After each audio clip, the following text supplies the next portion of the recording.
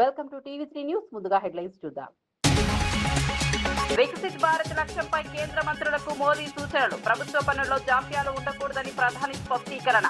ప్రపంచ పరిస్థితులు భారత్కు అవకాశమన్న ప్రధాని మోదీ పరిపాలనా సంస్కరణలను వేగవంతం చేయాలని కేంద్రానికి సూచన. ఫ్యూచర్ సిటీపై హరీష్ అపోహలు సరికాదన్న ఎన్ఎం. తెలంగాణ భవిష్యత్తు కోసం ప్రాజెక్టు తీసుకొచ్చామన్న విప్. బీఆర్ఎస్ ప్రజల్లో భయాలు సృష్టిస్తోందన్న ఆరోపణలు. ఉద్యోగాల కోసం ప్రభుత్వం ముందుకు వెళ్తోందన్న ఎన్ఎం.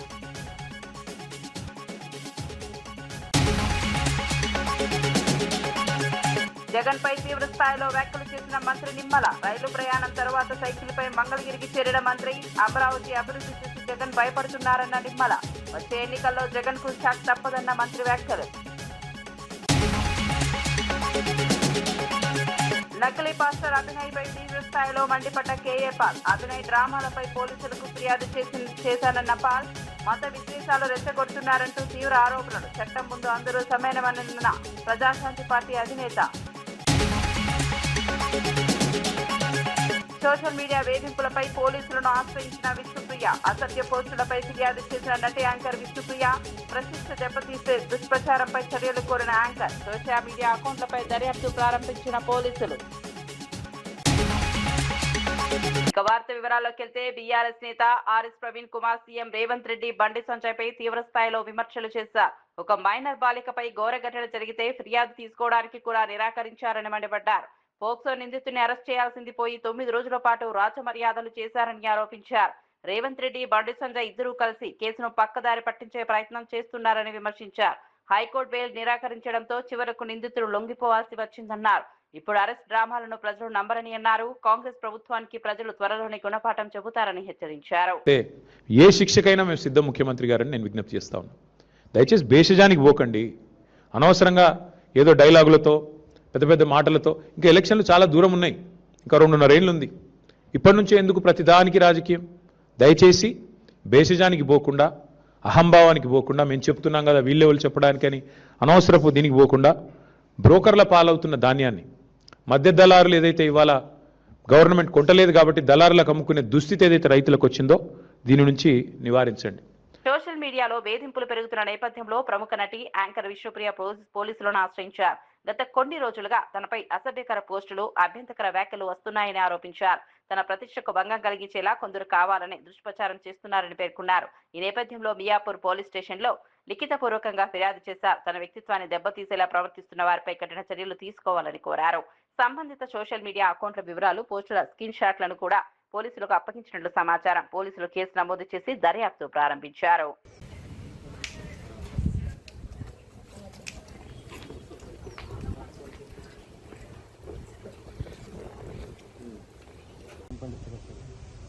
అది యాక్చువల్లీ కంప్లైంట్ ఎప్పుడో యాక్షన్ తీసుకోవాలి. బట్ చాలా రోజులు వెయిట్ చేసి చాలా నిందల తర్వాత చాలా negative, bad publicity, wrong information, అది కరెక్ట్ ఇన్ఫర్మేషన్ లాగా రాంగ్ ఇన్ఫర్మేషన్ ఆడియన్స్కి ప్రొజెక్ట్ చేస్తున్నందుకు కొన్ని సోషల్ మీడియా ప్లాట్ఫామ్స్లో అలా రాంగ్గా చేస్తున్న వాళ్ళ మీద ఈ కంప్లైంట్. ఏమని చేస్తాం మేడం రాంగ్ అంటే మానసికంగా హర్ట్ చేసే విధంగా మాట్లాడి, మేము ఈ ఎంటర్టైన్మెంట్ ఫీల్డ్కి వచ్చింది డెఫినెట్లీ జనాల్ని ఎంటర్టైన్ చేయడానికి, ఆనందపరచడానికి, వాళ్ళున్న బాధల్లో ఒక 5 minutes కానీ 10 minutes కానీ మా కంటెంట్ చూసి వాళ్ళు ఎంజాయ్ చేయాలని. ఏ రోజు I don't think any celebrity want to do any harm for their own audience. అందరికీ బట్ కొన్నిసార్లు తెలియకుండా కొన్ని చేస్తాము. అవి తప్పులైనప్పుడు, నిజంగా తప్పులైనప్పుడు నిందించండి, ఖండించండి, తలంచుకొని ఎన్నైనా మాటలు తీసుకుంటాము. బట్ తప్పు కానివి, క్యారెక్టర్ అసాసినేట్ చేస్తూ డబ్బుల కోసం శరీరం అమ్ముకుంటుంది, ఇలాంటి వర్డ్స్, అది కూడా కొంతమంది పెద్ద వాళ్ళు మాట్లాడుతున్నారు పెద్ద ఛానల్స్లో. ఓకే ఫైన్, అది ఇంకా అప్ టు కొన్ని battles, you choose your battles అంటారు కదా. కొంతమంది ఇన్ఫ్లుయెన్సర్ అయితే అసలు వాళ్ళు ఏమీ లైఫ్లో ఏమీ చేయకుండా వేరే వాళ్ళని కించపరచడం ఈజ్ నాట్ అప్రిషియేటబుల్. సో దాని మీద definitely I want to choose my battle. ఇంకా ఎన్ని రోజులు ఇలా నోరు మూసుకొని ఉంటాను? ఒక్కసారైనా నా కోసం నేను నుంచొని నా కోసమే కాదు ఇంకా వేరే ఏ ఆడపిల్లల గురించి ఎలా పడితే ఎలా ఎవరు పడితే ఎవరు అయినా మాట్లాడకూడదని ఈ డెసిషన్ తీసుకున్నాను. ప్రజల సమస్యలను స్థానికంగానే పరిష్కరించే లక్ష్యంతో ఒక నెల ఒక నియోజకవర్గం 4 సందర్శనలు కార్యక్రమానికి శ్రీకారం చుట్టారు. గుంటూరు జిల్లా ప్రతిపాడు నియోజకవర్గం తిక్కిరెడ్డిపాలెంలో ఈ కార్యక్రమం ప్రారంభమైంది. జిల్లా కలెక్టర్ సాయికాంత్ వర్మ, ఎమ్మెల్యే బోల రామాంజనేయులు ప్రజల నుంచి అర్జీలు స్వీకరించారు. ప్రజలు జిల్లా కేంద్రాలకు వెళ్లకుండా స్థానికంగానే సమస్యల పరిష్కారం పొందేందుకు ఈ కార్యక్రమం ఉపయోగపడుతుందని అధికారులు తెలిపారు. ప్రభుత్వ పథకాలు ప్రజలకు చేరువ కావడమే లక్ష్యమన్నారు. ప్రతి నెల 4 సార్లు అధికారులు ప్రజల వద్దకే వెళ్లి సమస్యలు తెలుసుకుంటారని వెల్లడించారు. సోషల్ మీడియాలో వేధింపులు జరుగుతున్న రిపీట్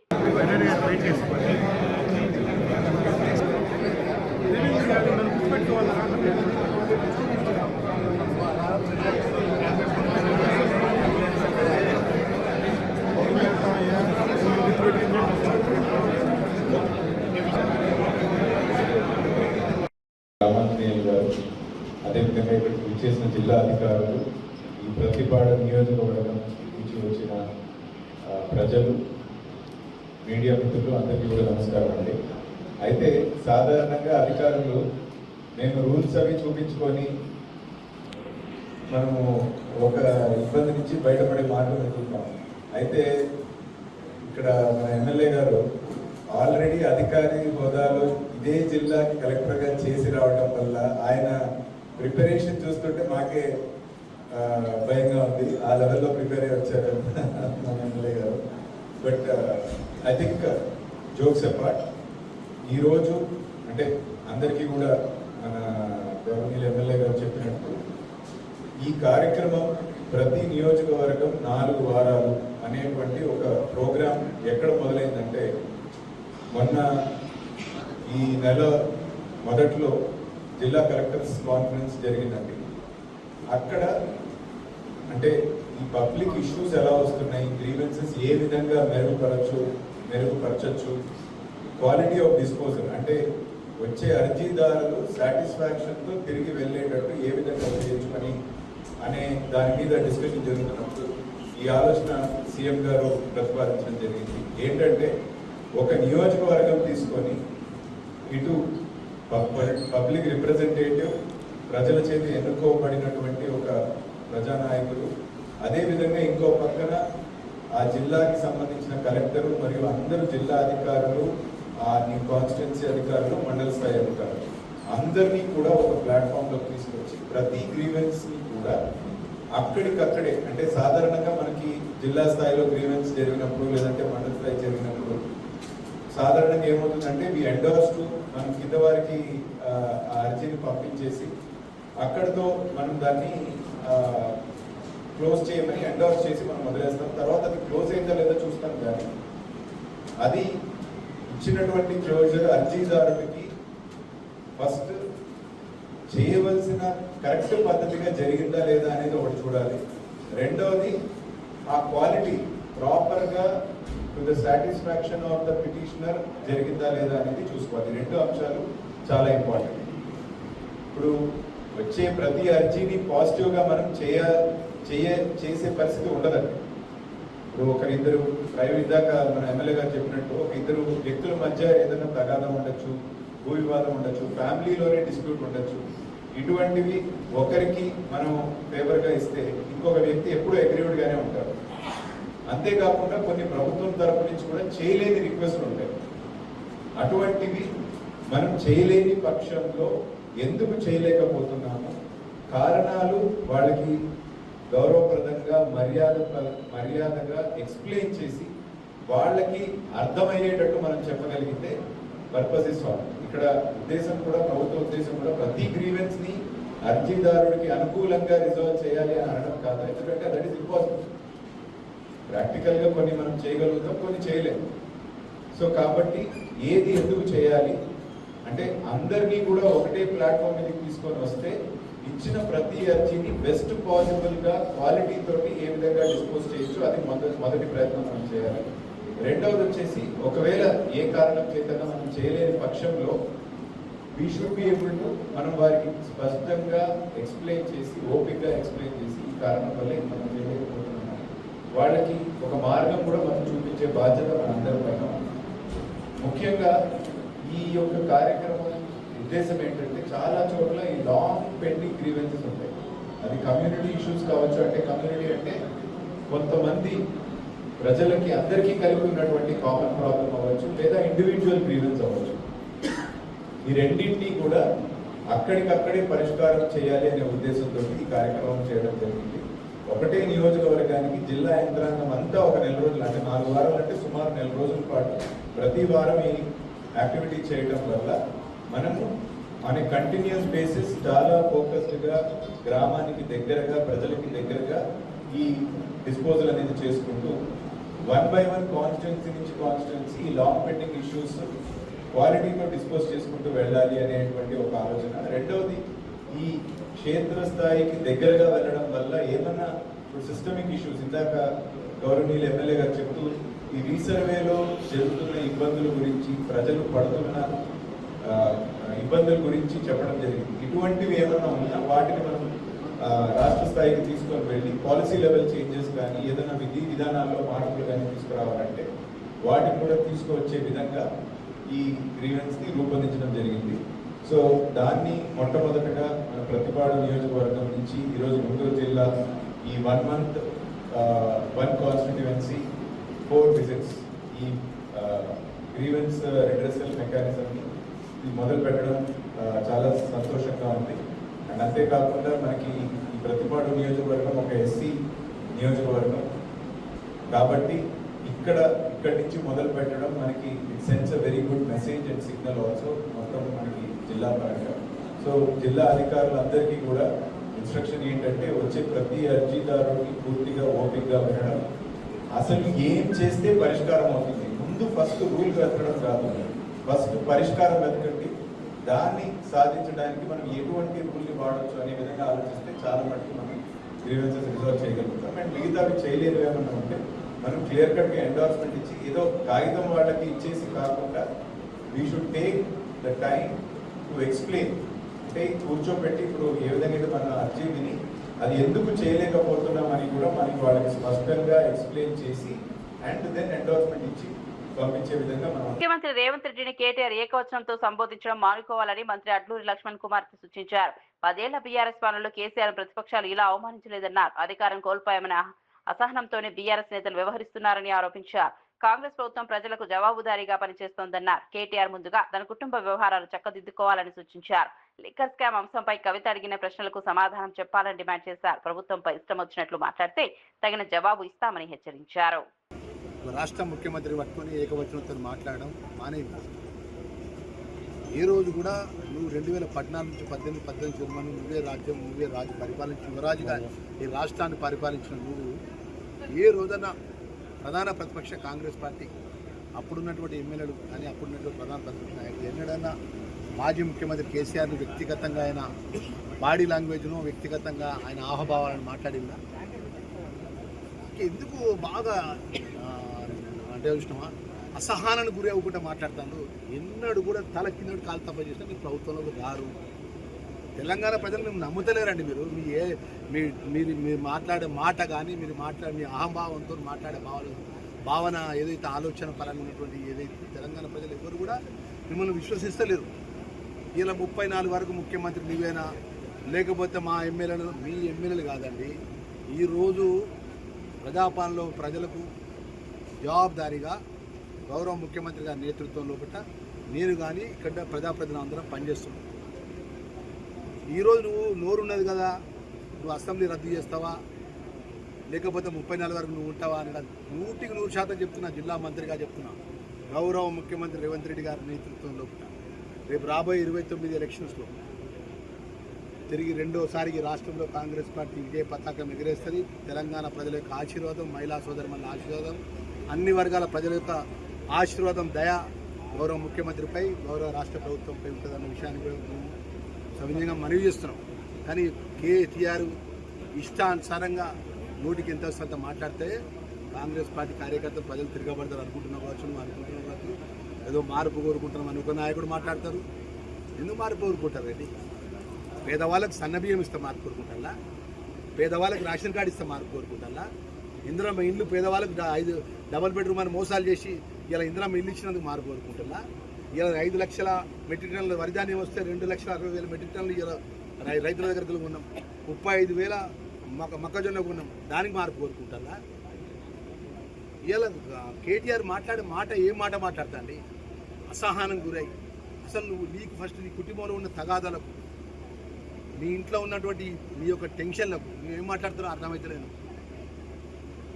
నీ బావ ఎప్పుడు నీ సీటు గుంజుకున్నావు, నీ బావ తయారన్నాడు. ఆల్రెడీ మీ సోదరి మన రుగ్ణికి ఎక్కి నీ గురించి మొత్తం మీ కుటుంబం గురించి మాట్లాడుతుంది. ఆ పెద్ద మనిషికి ఏమో నిద్ర పడతలేదు, ఫామ్ హౌస్గా పరిమితమయ్యాడు. ఇలాంటి పరిస్థితులు నీ ఇంట్లో ఉన్నటువంటి నీ సమస్యలు పరిష్కారం చేసుకొని, నీ పార్టీ వ్యవహార పరిష్కారం చేసుకొని అప్పుడు ప్రధాన ప్రతిపక్షంగా ప్రజల పక్షాన్ని ఉంటే నువ్వు మాట్లాడితే నేను నమ్ముతాను. ఇక ముఖ్యమంత్రి గారితో మాట్లాడితే నీకు గొప్ప అవుతా అంటే ఏ రోజు కూడా చెప్తున్నా కదా, నేను ఒక సామాన్యమైన వ్యక్తి రాష్ట్ర మంత్రిగా చెప్తున్నా కదా కేటీఆర్ గారు. ప్రజల్ని మేము విశ్వసిస్తలేరు. విశ్వసిస్తే మీ పరిస్థితి ఈ విధంగా ఉండేది. ఇవాళ నువ్వు ఏం మాట్లాడు 34 వరకు గత రాబోయే 20 సంవత్సరాలు ఈ రాష్ట్రంలో కాంగ్రెస్ పార్టీ అధికారంలో ప్రజల దయతో ఉంటుంది, ప్రజల ఆశీర్వాదంతో ఉంటుంది. గౌరవ ముఖ్యమంత్రి రేవంత్ రెడ్డి గారి నేతృత్వంలో 100% ఈ రాష్ట్రంలో ఉంటుందని నిమిషాన్ని సవినయంగా నేను బల్లా గుర్తు చెప్తున్నా. నువ్వు నోరు దగ్గర పెట్టుకో. నువ్వు అనుకుంటున్నావు కావచ్చు నోరు ఏది పడుతుంది మాట్లాడితే లక్షలాది మంది కాంగ్రెస్ పార్టీ కార్యకర్తలను ప్రజలను ఏది పడుతుంది రాజ్యాంగబద్ధంగా అంబేద్కర్ గారు ఇచ్చినటువంటి ఒక ఫ్యూచర్ సిటీ ప్రాజెక్టుపై హరీష్ రావు చేస్తున్న వ్యాఖ్యలను ప్రభుత్వ విప్ ఎన్ఎం శ్రీనివాసరెడ్డి తప్పుపట్టారు. తెలంగాణ భవిష్యత్తును దృష్టిలో పెట్టుకుని సీఎం రేవంత్ రెడ్డి ప్రాజెక్టును తీసుకొస్తుంటే విదేశాల నుంచి అపోహలు సృష్టించడం సరికాదన్నారు. యువతకు ఉద్యోగాలు, స్కిల్ డెవలప్మెంట్ అవకాశాలు కల్పించే లక్ష్యంతో ప్రభుత్వం ముందుకు వెళ్తోందని తెలిపారు. బీఆర్ఎస్ ఈ ప్రాజెక్టును అడ్డుకునే ప్రయత్నం చేస్తోందని ఆరోపించారు. ప్రజల్లో అనవసర భయాలు సృష్టించడం రాజకీయ ప్రయోజనాల కోసమే అన్నారు. రాష్ట్ర అభివృద్ధి కోసం అందరూ సహకరించాలని కోరారు. దగ్గర ముంబైకి నవీ ముంబై, ఢిల్లీకి నోయిడా, గజియాబాద్, గురుగాం, అహ్మదాబాద్కు సనద్, తర్వాత గిఫ్ట్ సిటీ, క్యాల్కటాకు సాల్ట్ లేక్ సిటీ, ఇట్లా ప్రతి పెద్ద నగరానికి కూడా అనుబంధంగా ఇంకో మహానగరాన్ని నిర్మించే కార్యక్రమం చేస్తూ ఉన్నారు, చేసిండ్రు కూడా. అదే మన హైదరాబాద్కి అటువంటి ఇంకో మహానగరాన్ని మనం తయారు చేసి టెక్నాలజీలో ఏదైతే లేటెస్ట్ ట్రెండ్స్ వచ్చినాయో వాటిని కూడా సమకూర్చుకొని మన పిల్లల భవిష్యత్తుకు డోకా లేకుండా చేయాలని చెప్పి రేవంత్ రెడ్డి గారు ఆలోచన చేస్తూ ఉన్నారు. వాళ్ళు ఫార్మా సిటీ అని చెప్పి ఏదైతే కాలుష్యకారక ఇండస్ట్రీస్ తీసుకురావాలని చెప్పి ఆ రోజు 13,500 ఎకరాలను అక్వైర్ చేసే ప్రయత్నం చేసిండ్రు. భవిష్యత్ హైదరాబాద్ నగరానికి ఒక అనుబంధ నగరం నిర్మించే ఆలోచన చేస్తూ ఉన్నారు. ఎంత గొప్పగా చేస్తూ ఉన్నారు. 12 జోన్స్లో ఆ భారత్ ఫ్యూచర్ సిటీ నిర్మాణం చేయాలని చెప్పి డిపిఆర్లు తయారవుతూ ఉన్నాయి. ఒక పార్ట్ ఏఐ అండ్ డిజిటల్ సర్వీసెస్కి, హెల్త్ అండ్ లైఫ్ సైన్సెస్కి, గ్రీన్ ఫార్మా జోన్కి, ఎడ్యుకేషన్ నాలెడ్జ్ హబ్గా. వికసిత్ భారత్ 2047 లక్ష్య సాధన కోసం కేంద్ర మంత్రులకు ప్రధాని నరేంద్ర మోదీ కీలక సూచనలు చేశారు. ఢిల్లీలోని సేవాతీర్థలో నిర్వహించిన ఉన్నత స్థాయి సమావేశంలో పరిపాలన సంస్కరణలను వేగవంతం చేయాలని సూచించారు. ప్రపంచ పరిస్థితులు భారత అభివృద్ధికి గొప్ప అవకాశమని పేర్కొన్నారు. ప్రభుత్వ పనుల్లో జాప్యం, పెండింగ్ ఫైళ్లు ఉండకూడదని స్పష్టం చేశారు. ప్రజల జీవన ప్రమాణాలు మెరుగుపడేలా సంస్కరణలు ఉండాలని సూచించారు. 9 మంత్రిత్వ శాఖల అధికారులు జరుగుతున్న కార్యక్రమాలపై వివరాలు అందించారు. విదేశాంగ మంత్రి జయశంకర్ కూడా ప్రధాని విదేశీ పర్యటనలో వివరాలు వెల్లడించారు.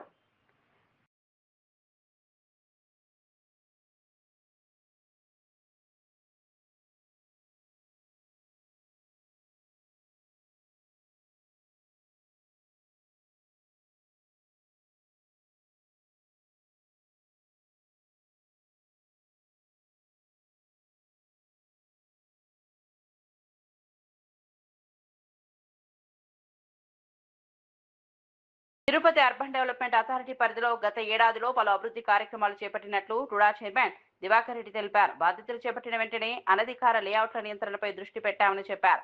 ప్రజల్లో సరైన అనుమతులపై అవగాహన కల్పించామని వెల్లడించారు. ఆంధ్రప్రదేశ్లో టుడాను అగ్రగామి సంస్థగా నిలబెట్టేందుకు క్రమం తప్పకుండా సమీక్షలు నిర్వహించినట్లు తెలిపారు. 6 నియోజకవర్గాల్లో 71 అభివృద్ధి పనులు అనుమతులు ఇచ్చామని చెప్పారు. అవిలాల చెరువు పునరుద్ధరణకు 8 కోట్ల రూపాయలు కేటాయించినట్లు తెలిపారు. సెట్టిపల్లి భూ వివాద పరిష్కారం కూడా కీలక విజయమని పేర్కొన్నారు. 65 రోజులు నన్ను వచ్చి కలిసి వచ్చిన వాళ్ళకందరికి కూడా మాక్సిమం 70 to 80% ఆఫ్ పీపుల్ కూడా నేను వాళ్ళకి న్యాయం చేసి పంపించాను. వాళ్ళందరూ కూడా హ్యాపీగా, సంతోషంగా ఈ రోజు వాళ్ళు నాపై నమ్మకంతో ఉన్నారు. ఈరోజు టుడా ఆఫీస్ చరిత్రలోనే ఒక సంవత్సరంలో సుమారుగా LRS ఫైల్స్ 8 ఫైల్స్ వస్తే 3050 ఫైల్స్ ఫాస్ట్గా ఎల్ఆర్ఎస్ క్లియర్ చేసిన ఘనత టుడాది ఈరోజు ఆంధ్ర రాష్ట్రంలోనే మేజర్ సైట్ ఫస్ట్ సెట్టిపల్లి, ఎవరు చేయనంత విధంగా సెట్టిపల్లి ల్యాండ్ని ఈరోజు టుడా చరిత్రలో దాన్ని క్లియర్ చేశాం. తెలంగాణ వ్యాప్తంగా ధాన్యం, మొక్కజొన్న కొనుగోలులో జాప్యంపై రైతులు తీవ్ర ఆందోళన వ్యక్తం చేస్తున్నారు. ములుగు జిల్లా కలెక్టరేట్ ఎదుట బీఆర్ఎస్ నేతలు ధర్నా నిర్వహించగా, జగిత్యాల జిల్లా మెట్పల్లిలో బీజేపీ నేతలు తహసీల్దార్ కార్యాలయం వద్ద ర్యాలీ చేపట్టారు. లారీల కొలత కారణంగా ధాన్యాన్ని రైస్ మిల్లులకు తరలించడంతో జాప్యం జరుగుతోందని రైతులు ఆరోపిస్తున్నారు.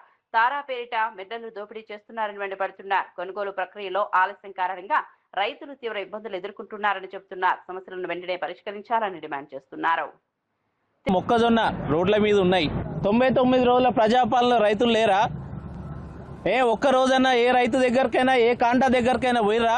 ఏ ఒక్క మక్క రైతునైనా అడిగిరా? లేకపోతే వడ్ల రైతునైనా అడిగిరా? రోడ్ల మీద ఆరబోసుకొని ఉన్న రైతులు ఈరోజు వర్షం పడితే ఎట్లనో అని బిక్కు అని రోడ్ల మీద పంట మీద పడుకొని ఉన్నారు. ఇవాళ లారీలుంటే సంచులుండవు, సంచులుంటే లారీలు ఉండవు. ఇవి రెండు ఉంటే అలా తరుగు, ఎక్కువ మొత్తంలో తరుగు. ఒక బ్యాగ్కి దాదాపు 2 నుంచి 3 కిలోల తరుగు తీస్తూ ఉన్నారు. ఒక ట్రాక్టర్లో దాదాపు 25 కేజీల యొక్క తరుగు తీస్తూ ఉన్నారు. జగన్ పాలనలో రాష్ట్రాన్ని పూర్తిగా భ్రష్టు పట్టించారని టీడీపీ రాష్ట్ర అధ్యక్షుడు అచ్చెన్నాయుడు తీవ్ర విమర్శలు చేశారు. గొడ్డలి పార్టీ అధ్యక్షుడు అభివృద్ధి సంక్షేమంపై ఎక్కడా మాట్లాడలేదని ఆరోపించారు. జగన్ అవాస్తవాలతో ప్రజలను తప్పుదారి పట్టిస్తున్నారని మండిపడ్డారు. అబద్దాలపై పుట్టిన పార్టీ వైఎస్ఆర్సీపీ అని వ్యాఖ్యానించారు. ప్రజా సమస్యలు, అభివృద్ధి అంశాలపై చర్చించకుండా రాజకీయ ఆరోపణలకే పరిమితం అవుతున్నారని విమర్శించారు. రాష్ట్ర పురోగతిని అడ్డుకునే ప్రయత్నాలు జరుగుతున్నాయని ఆరోపించారు. ప్రజలు ఇప్పటికే వాస్తవాలు తెలుసుకున్నారని పేర్కొన్నారు. అచ్చెన్నాయుడు చేసిన ఈ వ్యాఖ్యలు చర్చనీయాంశంగా మారాయి. దీనిపై అధికార పార్టీ, ప్రతిపక్ష పార్టీల మధ్య మాటల యుద్ధం కొనసాగుతోంది. ఆంధ్రప్రదేశ్ రాష్ట్రం ఏర్పడిన తర్వాత ఎంతో మంది ప్రభుత్వాలు ఏర్పాటు చేశారు, ఎంతో మంది ముఖ్యమంత్రులు పరిపాలన చేశారు. కానీ 2019-24 ఆంధ్ర రాష్ట్రంలో జరిగినటువంటి పరిస్థితులు ఒక్కసారి గమనంలోకి తీసుకుంటే రాష్ట్రాన్ని పూర్తిగా చిన్నాభిన్నం చేశారు. వ్యవస్థలన్నింటినీ పూర్తిగా భ్రష్టు పెట్టారు. రాష్ట్రంలో ఏ వర్గాన్ని చూసినా, ఏ కులాన్ని చూసినా ఏ ఒక్కరిని విడిచిపెట్టకుండా దమనకాండ చేసిన విషయం కూడా మనం ప్రత్యక్షంగా చూసినటువంటి సాక్షులం. ఇటువంటి పరిస్థితిలో ప్రజలందరూ కూడా అచంచలమైనటువంటి విశ్వాసం, నమ్మకంతో చంద్రబాబు నాయకత్వంలో ఎన్డీఏ పార్టీకి అధికారాన్ని ఇచ్చారు. ఇక్కడే ట్విస్ట్ ఏంటంటే, ఎన్డీఏ ప్రభుత్వం అధికారంలోకి వచ్చింది, చంద్రబాబు నాయుడు గారు ముఖ్యమంత్రి అయ్యారు. నా పరిపాలనలో ఈ రాష్ట్రాన్ని పూర్తిగా భ్రష్టు పట్టించాను, ఈ రాష్ట్రాన్ని మళ్ళీ గాడిలో పెట్టాలన్నా, ఈ రాష్ట్రాన్ని మళ్ళీ పునర్నిర్మాణం చెయ్యాలన్నా చంద్రబాబు నాయుడికి కూడా సాధ్యపడదు. చంద్రబాబు నాయుడు అధికారం చేపట్టినా ప్రజల్లో విశ్వాసం పొందలేరని చెప్పి గతంలో పరిపాలించినటువంటి ముఖ్యమంత్రి గారు అనుకున్నారు. కానీ ఎవరికీ ఊహకందని విధంగా, నేను కూడా ఊహించని విధంగా ఇన్ని కష్టాలున్నా, ఇన్ని ఇబ్బందులున్నా సమర్థవంతమైనటువంటి నాయకత్వాన్ని ఇచ్చి కేంద్ర ప్రభుత్వం మోడీ గారు సహాయ సహకారాలు తీసుకొని 5 సంవత్సరాల్లో ఈ రాష్ట్రంపై ఉన్నటువంటి నమ్మకాన్ని పోగొట్టారు. మళ్ళీ నమ్మకాన్ని తీసుకొచ్చి ఈ రాష్ట్రాన్ని ఒక గాడిలో పెట్టిన విషయం మనందరికీ తెలుసు. దానికి సాక్ష్యం మనకు వస్తున్నటువంటి పరిశ్రమలు, మన రాష్ట్రంలో జరుగుతున్నటువంటి అభివృద్ధి, సంక్షేమం అని చెప్పి తెలియజేస్తున్నాను. ఈ సందర్భంలో రాష్ట్రంలోని టిడ్కో కాలనీలకు ఆత్మకూరు రామాలయం ఆదర్శంగా నిలుస్తోందని మంత్రి ఆనం రామనారాయణ రెడ్డి తెలిపారు. ఆత్మకూరు టిడ్కో కాలనీలో నిర్మాణంలో ఉన్న శ్రీ సీతారామాంజనేయ స్వామి ఆలయాన్ని ఆయన పరిశీలించారు. శ్రీవాణి భజన మందిరాల్లో రాష్ట్రంలోని మొదటి ఆలయంగా ఇది నిలవబోతోందని చెప్పారు. ఆలయ నిర్మాణం 80% పూర్తయిందని వెల్లడించారు. 22 నక్షత్రాలకు సంబంధించిన పవిత్ర మొక్కలతో ప్రత్యేక నక్షత్ర వనం ఏర్పాటు చేస్తున్నామని తెలిపారు. రాష్ట్ర వ్యాప్తంగా 1000కి పైగా ఆలయాలకు నిధులు మంజూరు చేశాయని వెల్లడించారు. పేదల్లో ఆధ్యాత్మిక చైతన్యం పెంపొందించడమే లక్ష్యమని పేర్కొన్నారు. సహాయ సహకారాలు ఆశీర్వచనాలు ప్రతినిత్యం ఉండే విధంగా ఆలయాలు కావాలి అని చెప్పి ముఖ్యమంత్రి గారు తీసుకున్న నిర్ణయం. దీనికని ఈ సంవత్సరం మొదలుపెట్టి 5000 ఆలయాలని రాష్ట్రమంతా కూడా నిర్మాణం చేయడానికి 2 సంవత్సరాల్లో ఈ కార్యక్రమం పూర్తి కావాలి అని చెప్పి ముఖ్యమంత్రి గారు ఆదేశాలు ఇచ్చారు. దీనికి ఒక మోడల్ ఆలయం కట్టాలి అని అంటే మన దగ్గరే టిడ్కో కాలనీ ఉంది. టిడ్కో కాలనీలో ఒక మోడల్ ఆలయం కడదామని చెప్పి దీన్ని ఆలయాన్ని మొదలుపెట్టాం. ఇది మొదలుపెట్టేటప్పుడు దీనికి మంజూరైనటువంటిది 10 లక్షల రూపాయలు మాత్రమే. కానీ ముఖ్యమంత్రి గారు అన్ని విధాలా సౌకర్యవంతంగా ఉండాలి, ప్రహరీ నిర్మాణం జరగాలి, భజన మందిరం అంటే ఏదో 4 స్తంభాలు పెట్టి ఒక స్లాబ్ వేయడం కాదు, ఆలయం ప్రతిష్టతో కూడుకున్న భజన మందిరం ఉండాలి, ప్రతి ఒక్కరు కూడా నిత్యం పూజ చేసుకునే విధంగా ఆలయం నిర్మాణం జరిగే విధంగా ఏర్పాటు చేయండి అని చెప్పడంతో ఆ ఆలయాలకి 3 విభాగాలు చేశాం. ఒకటి 5 సెంట్లు స్థలం కానీ ఉంటే 20 లక్షల రూపాయలు, 10 సెంట్ల స్థలం ఉంటే 30 లక్షల రూపాయలు, 15 సెంట్ల నుంచి 20 సెంట్ల స్థలం ఉంటే 40 లక్షల రూపాయలు పెట్టి ఆలయం నిర్మాణం చేయాలన్నది ఇవాళ ముఖ్యమంత్రి గారు ఇచ్చినటువంటి ఆదేశం. ఆ ఆదేశం మేరకు ఇవాళ 5000 ఆలయాలని ప్రారంభించడానికి ఇప్పటికే 1080 ఆలయాలకి మంజూరు ఇచ్చాం. ఇది మొదటి ఆలయం. మొట్టమొదట మొదలుపెట్టిన ఆలయం మన నియోజకవర్గంలో మన టిడ్కో కాలనీ ఈ ప్రాంత ప్రజలకు అందరికీ అందుబాటులో ఉండే విధంగా ఆలయం నిర్మాణం చేయాలని, ఇది కొంత స్థలం ఎక్కువైనా సరే దీనిలో ఇప్పటికే దాదాపుగా 45-46 లక్షల రూపాయలు ఖర్చు పెట్టడం జరిగింది. అయినప్పటికీ 40 లక్షల రూపాయల స్కీమ్లో ఉంది. మిగిలినటువంటి అమౌంట్ దేవాదాయ శాఖ నుంచి రాష్ట్ర ప్రభుత్వం భరిస్తుంది. ఈ మోడల్ టెంపుల్ని మనం ప్రారంభించి దీనికి సంబంధించినటువంటి 3D ఫొటోస్ అన్నీ కూడా ముఖ్యమంత్రి గారి వెబ్సైట్కి అప్లోడ్ చేస్తున్నాం. దానిలో ఆయన చూసి మరిన్ని సౌకర్యాలు ఏమైనా ఆయన ఆదేశాలు ఇస్తే దాన్ని కూడా పరిగణలోకి తీసుకోవడం జరుగుతుంది. ఇప్పుడు మేము 1000 చిల్లరకి మంజూరు చేయడం జరిగింది. మన జిల్లాలో కూడా చాలా చేశాం. ఈ నియోజకవర్గంలో జరిగే ఈ మొదటిది రాష్ట్రం మొత్తం మీద ఇదే మొదటి ఆలయం అవుతుంది. శ్రీవాణి భజన మందిరాల కార్యక్రమంలో ముఖ్యమంత్రి గారి ఆలోచన ఇక్కడి నుంచే మొదలవుతుంది. దీనికే పోయినసారి టిడ్కో కాలనీలు అంటే మున్సిపల్ శాఖ పరిధిలో ఉంది కాబట్టి. నో వెహికల్ డే సందర్భంగా మంత్రి నిమ్మల రామానాయుడు మరోసారి ప్రత్యేకంగా కనిపించారు. పాలకొల్లు నుంచి రైల్లో సాధారణ ప్రయాణికులతో కలిసి విజయవాడ చేరుకున్న ఆయన రామవరప్పాడు నుంచి మంగళగిరి వరకు సుమారు 18 కిలోమీటర్లు సైకిల్ తొక్కారు. అనంతరం జగన్ పై తీవ్ర వ్యాఖ్యలు చేశారు. జగన్ ఒక పిచ్చి తుగ్లక్కని వ్యాఖ్యానించారు. అధికారం కోసం జగన్ ఎంతకైనా తెగిస్తారని ఆరోపించారు. అమరావతిలో జరుగుతున్న అభివృద్ధి పనులు చూసి జగన్ భయపడుతున్నారని అన్నారు.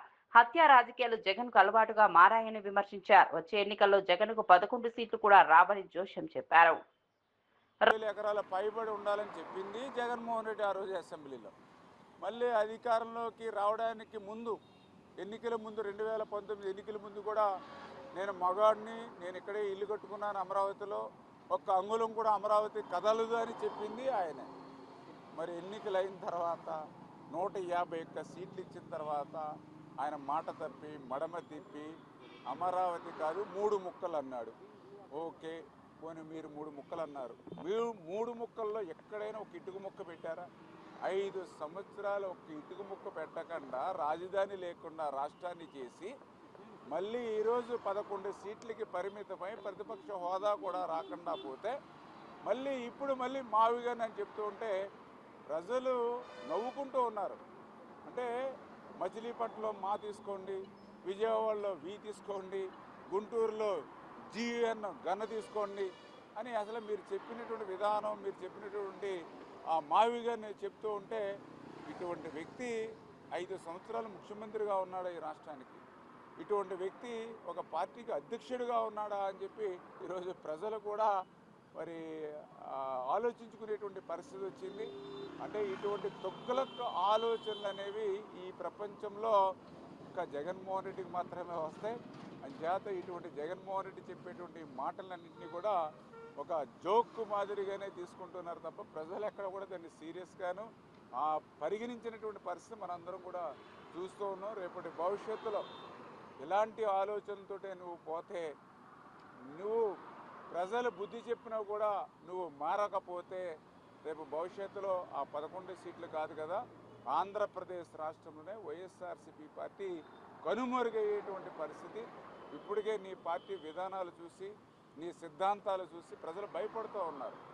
రేపు మళ్ళీ అధికారంలోకి వస్తే ఇంతకంటే ఎక్కువ అభివృద్ధి చేస్తాం, ఇంతకంటే ఎక్కువ సంక్షేమాన్ని అందజేస్తామని ఎవరైనా చెప్తారు. కానీ నువ్వేం చెప్తూ ఉన్నావు? రేపు అధికారంలోకి వస్తే రప్పా రప్పా అంటూ ఉన్నావు. రేపు అధికారంలోకి వస్తే గంగమ్మ జాతరలో పొట్టేళ్లను నరికినట్టుగా నరుకుతానంటూ ఉన్నావు.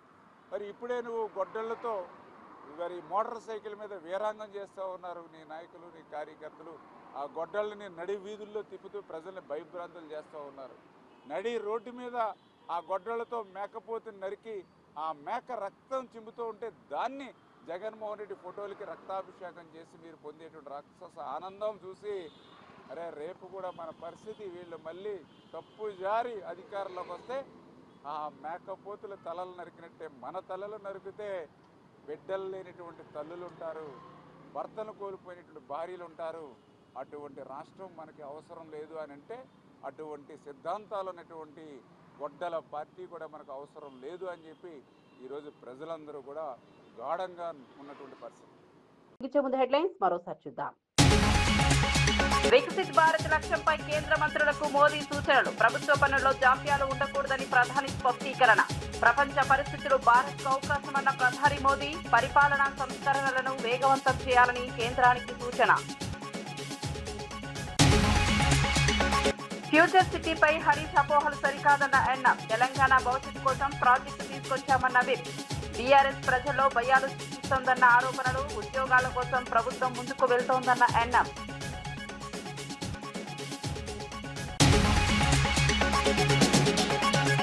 జగన్ పై తీవ్ర స్థాయిలో వ్యాఖ్యలు చేసిన మంత్రి నిమ్మల. రైలు ప్రయాణం తర్వాత సైకిల్పై మంగళగిరికి చేరిన మంత్రి. అమరావతి అభివృద్ధి చూసి జగన్ భయపడుతున్నారన్న నిమ్మల. వచ్చే ఎన్నికల్లో జగన్ కు షాక్ తప్పదన్న మంత్రి వ్యాఖ్యలు. నకిలీ పాస్టర్ అభినయ్పై తీవ్ర స్థాయిలో మండిపడ్డ కేఏ పాల్. అభినయ్ డ్రామాలపై పోలీసులకు ఫిర్యాదు చేశానన్న పాల్. మత విద్వేషాలు రెచ్చగొడుతున్నారంటూ తీవ్ర ఆరోపణలు. చట్టం ముందు అందరూ సమానమన్న ప్రజాశాంతి పార్టీ అధినేత.